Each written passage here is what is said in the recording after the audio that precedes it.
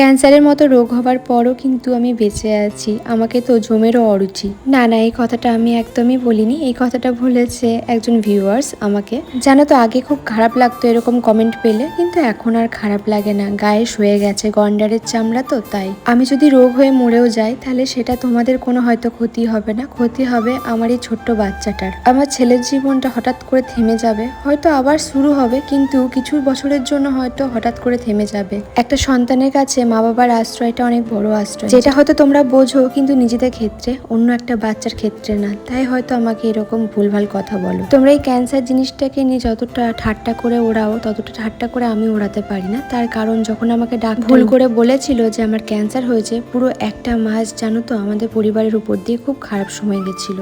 তোমরা আমাকে যারা বলো সবজিগুলো পচে যায়, দেখো আমি কিন্তু সবজিগুলো এরকম বক্সেই রাখি, আর আমার কিন্তু পচে না। তার কারণ হচ্ছে আমি টিস্যু পেপার দিয়ে রাখি। আর তোমাদেরকে একটা কথা বলি, তোমরা সবসময় যেটা ভাবো সেটা যে সত্যি তা না।